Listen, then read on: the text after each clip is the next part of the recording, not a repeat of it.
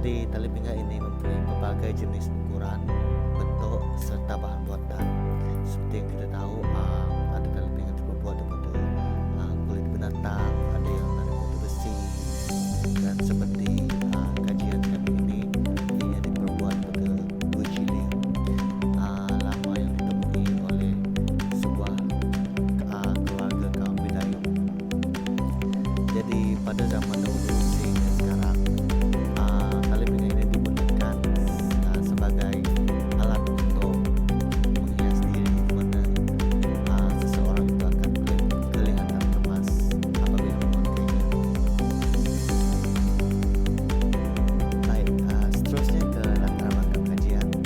Jadi sedikit latar belakang mengenai kajian kami adalah tali pinggang yang kami kaji ini adalah diperbuat oleh shilling yang berasal dari negara Meksiko, di mana usianya dianggarkan lebih 50 tahun, dengan jitunya lebih kurang berumur lebih 100 tahun. Dan duit shilling yang digunakan adalah duit shilling yang bukan berasal dari negara kita, di mana duit shilling tersebut adalah berasal dari negara Meksiko, yaitu di negara barat. Jadi kedatangan objek yaitu tali pinggang ini di negara kita, terutama sekali di Sarawak, masih lagi menjadi tanda tanya, terutama sekali kepada pemilik ataupun penyimpan tali pinggang tersebut, karena tali pinggang ini adalah dari warisan turun temurun dari nenek moyang kaum keluarga yang berbangsa Bidayuh yang berasal dari Bau Sarawak ini.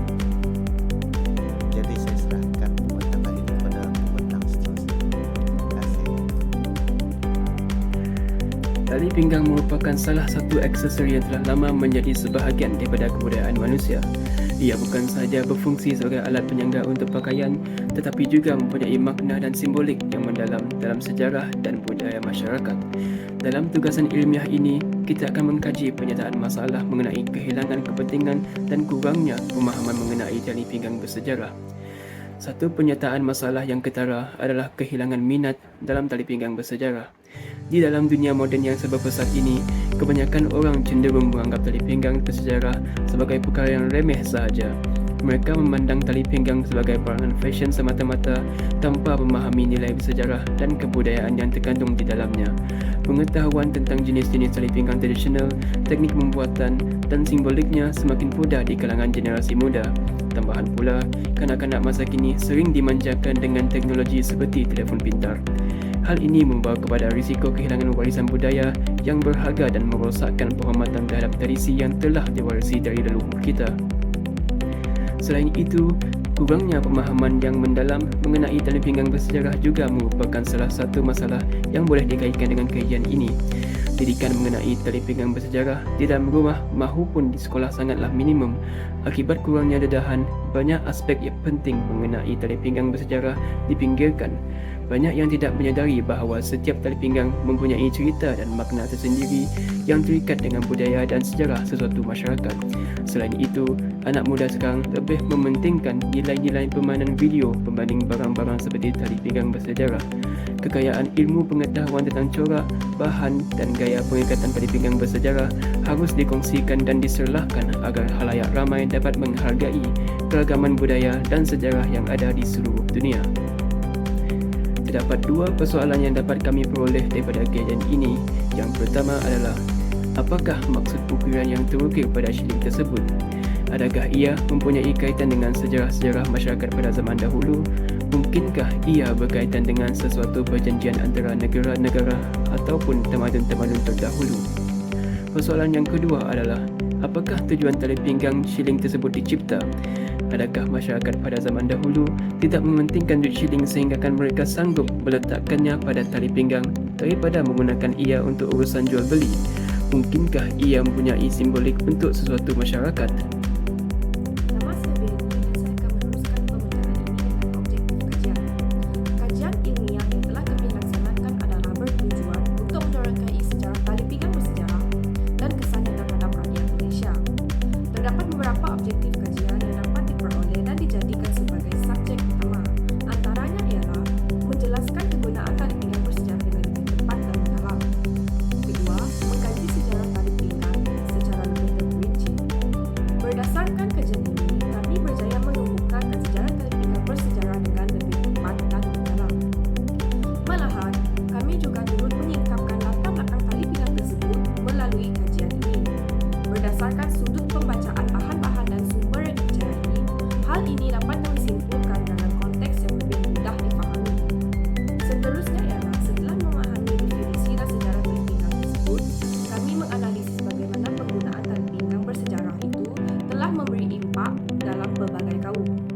Melalui kajian dijalankan terhadap barang bersejarah tersebut, kami juga dapat mengkaji pandangan mereka terhadap barang bersejarah tersebut. Akhir sekali, kami akan menyatakan rumusan berkenaan kesan barang bersejarah tersebut berdasarkan dapatan kajian. Hal ini adalah untuk menilai bagaimana pelbagai kaum akan mengekalkan barang-barang sejarah untuk kegunaan masa depan dan juga untuk kegunaan generasi baru yang akan datang. Seterusnya adalah signifikan kajian. Melalui kajian dijalankan, pertama, kajian dilakukan melalui wawancara ataupun pembual. Pekaji melihat dari aspek pemerolehan idea yang didapatkan dalam pembual. Ada beberapa soalan dari pekaji untuk dijawab oleh pemilik dari pinggan bersejarah tersebut. Namun, melalui wawancara inilah sampel telah dikira pasti tidak dapat menyatakan idea secara menyeluruh. Selain daripada itu, carian melalui medium internet juga dilakukan oleh pengkaji untuk mendapatkan maklumat dari pinggan bersejarah tersebut dengan cara lebih terperinci. Skop kajian. Skop kajian ini adalah ditujukan kepada warga-warga UiTM dan pembaca laporan ilmiah ini untuk menyebarkan bahawa pentingnya memelihara dan menghargai warisan bertulis yang kian menghilang dimakan masa. Mereka mempunyai kemudahan untuk mengakses internet di mana saja mereka berada untuk mencari maklumat-maklumat serta menggunakan laman sosial. Perpustakaan Tun Abdul Razak Pita di UiTM juga menjadi sumber rujukan kepada semua warga UiTM bagi mencari maklumat-maklumat tambahan melalui buku, jurnal, majalah dan lain-lain. Kami telah menetapkan bahawa kajian ini menjelaskan kepentingan memelihara warisan bertulis tempatan yang semakin pupus di Malaysia dan khususnya di Sarawak. Oleh itu, kami telah melakukan kajian terhadap sebuah tali pinggang yang mempunyai duit shilling asing, iaitu duit shilling yang berasal dari negara Mexico.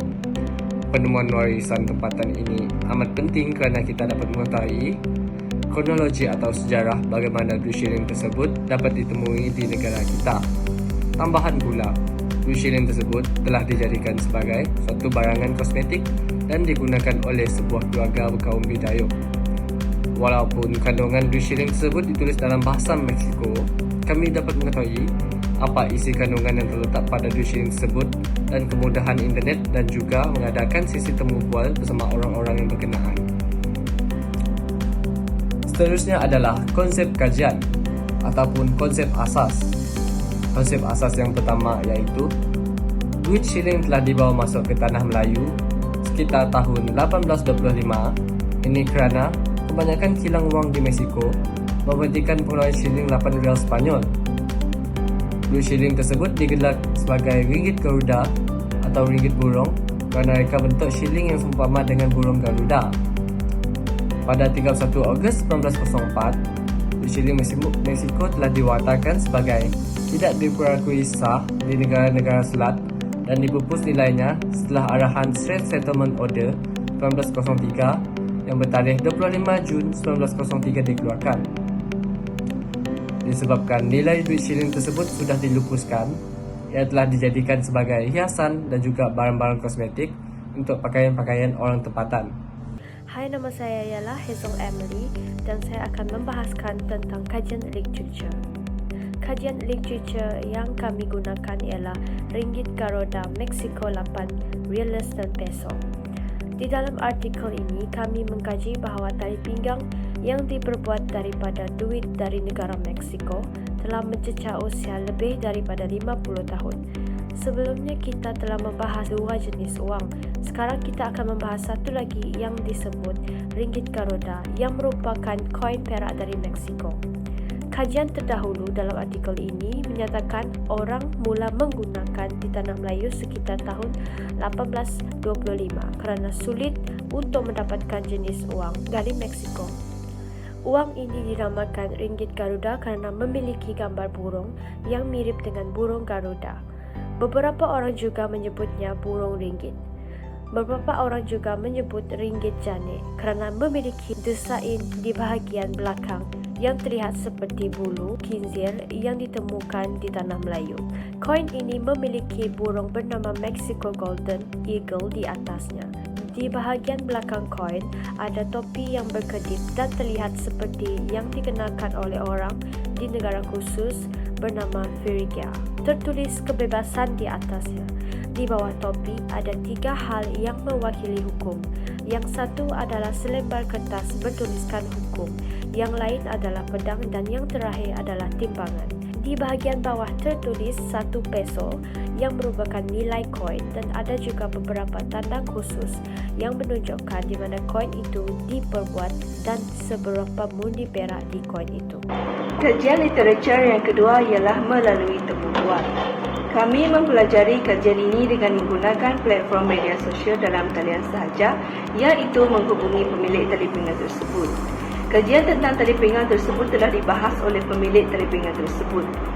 Selama wawancara, beliau berbicara tentang bagaimana beliau mengetahui tentang tali pinggang yang terbuat dari duit shilling dari Meksiko.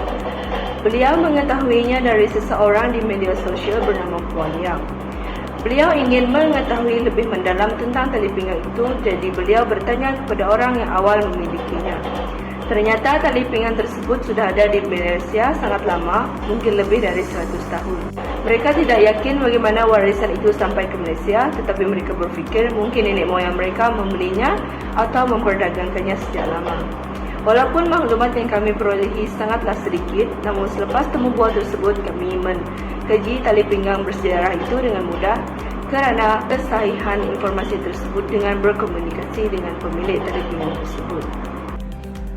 Terdapat beberapa jenis kaedah penyelidikan, iaitu kaedah kualitatif, kaedah temu bual, pengumpulan data melalui laman sesawang dan pitar, serta penelitian. Secara asasnya, kami menggunakan metod analisis data yang paling sesuai, iaitu kualitatif. Kaedah kualitatif ini mengumpul dan mentafsir data yang bersifat deskriptif dan tidak berstruktur, memandangkan kami menggunakan warisan dalam bentuk barangan antik. Bagi kaedah temu bual, kami melibatkan interaksi secara langsung antara penyelidik dan responden. Kami akan mengajukan soalan yang terbuka bagi memahami pengalaman, pandangan dan perspektif responden kajian. Temu bual kami bersifat berstruktur, iaitu dengan rangkaian soalan yang telah ditentukan sebelumnya, ataupun bersifat tidak berstruktur yang membolehkan responden menceritakan pengalaman mereka secara bebas. Seterusnya adalah pengumpulan data melalui laman sesawang dan pita. Kami mengumpulkan data secara lebih terperinci mengenai bahan kajian kami melalui kaedah seperti internet ataupun laman sesawang. Selain itu adalah pita, iaitu perpustakaan di UiTM Kampus 1 dan 2. Bagi penelitian, kaedah ini melibatkan penyelidikan sejarah berkenaan dengan bahan kajian. Kaedah ini merupakan cara bagi penyelidik mencari maklumat mengenai pencipta, penghilang, pembuatan dan asal-usul bahan yang digunakan untuk membuat bahan kajian. Penggunaan kaedah penyelidikan tertentu bergantung kepada jenis sumber yang digunakan dan tujuan penelitian. Kaedah pengumpulan data. Kumpulan kami menggunakan 4 kaedah untuk mengumpul data, di mana kaedah yang pertama ialah kaedah temu bual. Temu bual merujuk kepada pendekatan pengumpulan data melalui sesi temu bual dengan responden. Ia membolehkan penyelidik mendapatkan pengetahuan mendalam tentang pandangan dan pengalaman responden. Temu bual boleh berbentuk bersemuka, telefon atau dalam talian.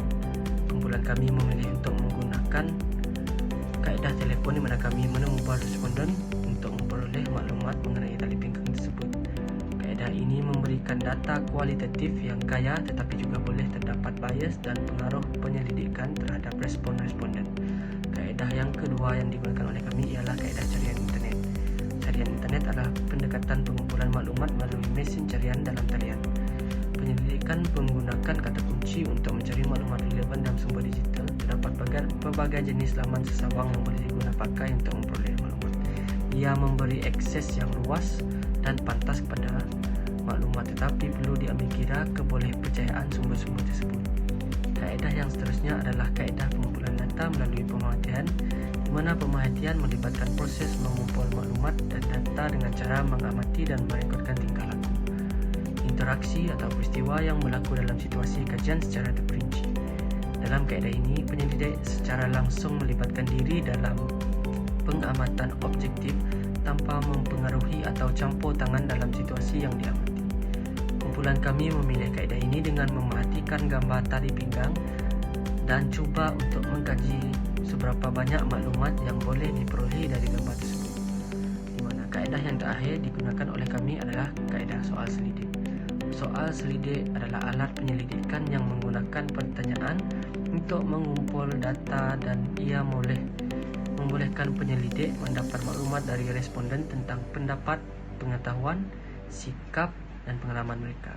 Kelebihannya termasuk pengumpulan data yang mudah dan sistematik, tetapi perlu berhati-hati terhadap kesalahan responden yang bias dalam pertanyaan. Kumpulan kami memilih kaedah ini dengan membuat soal selidik bersama pemilik tali pinggang tersebut. Soal selidik melalui WhatsApp adalah penggunaan aplikasi tersebut untuk mengumpul data. Ia mudah, cepat dan memudahkan akses responden, tetapi perlu berhati-hati dengan privasi dan kualiti data yang diperoleh. Untuk analisis kajian, kumpulan kami telah bersetuju untuk memilih satu objek warisan sebagai topik kajian, iaitu hasil tali pinggang shilling yang berusia lebih dari 50 tahun yang telah digunakan oleh kaum Bidayuh sebagai pakaian tradisional mereka.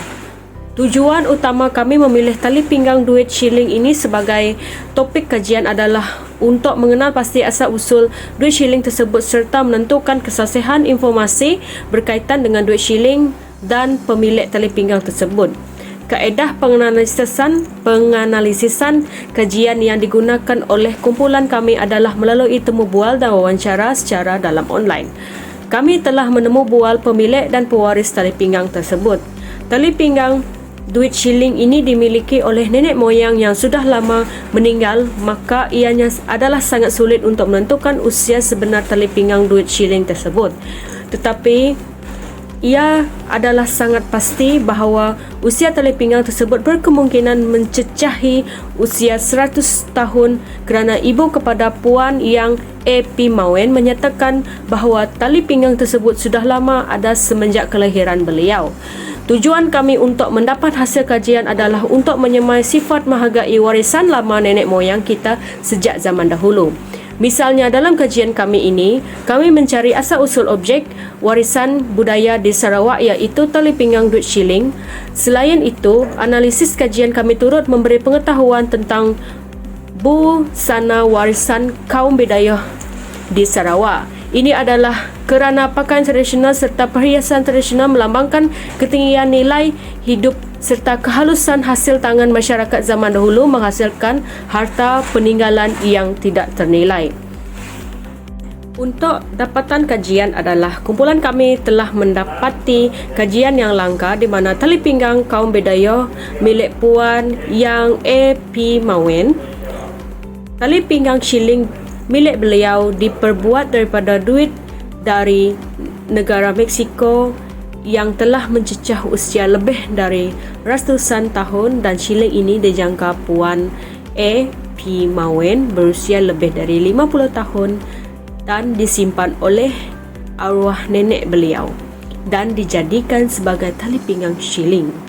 Beliau juga baru mengetahui bahawa tali pinggang shilling itu diperbuat daripada shilling Meksiko kerana ada simbol ringgit Garuda di muka depan shilling tersebut. Beliau juga baru mengetahui duit tersebut adalah duit Meksiko yang pernah digunakan di tanah Melayu dahulu sekitar tahun 1825 setelah mencari sumber di internet. Oleh itu, duit shilling ringgit Garuda ini sangat langka dan susah untuk didapati. Jika dijual, mungkin harganya melambung tinggi. Itu saja daripada saya. Terima kasih. Kesimpulannya, dengan kajian-kajian yang lepas telah membantu memberi sedikit sebanyak informasi yang kami perlukan untuk mengkaji tali pinggang bersejarah itu, dan tujuan utama kajian ini dijalankan adalah untuk mengetengahkan barang-barang lama yang berada di negara kita. Bak kata pepatah, melentera buluh biarlah dari rebungnya. Lebih mudah untuk mengajar adalah mudah kerana fikiran mereka terbuka dan siap untuk belajar. Orang tua, pendidik dan semua orang yang terlibat dalam pendidikan perlu memastikan bahawa mata pelajaran sejarah diajarkan dengan cara yang menyenangkan dan diingat oleh penuntut ilmu sehinggalah mereka tertarik untuk belajar tentang sejarah. Jika kelompok yang tertarik dengan sejarah di Malaysia ingin melakukan lebih banyak hal, mereka dapat berbicara dengan orang dan merakam cerita mereka untuk mempelajari lebih lanjut tentang masa lalu. Sesuatu kajian dibuat untuk membantu orang awam belajar tentang tempat lokal mereka dan menyimpan kenangan dengan aman. Mereka memilih tugas penting untuk mengumpulkan dan merawat kenangan tersebut bagi orang yang ingin mempelajarinya.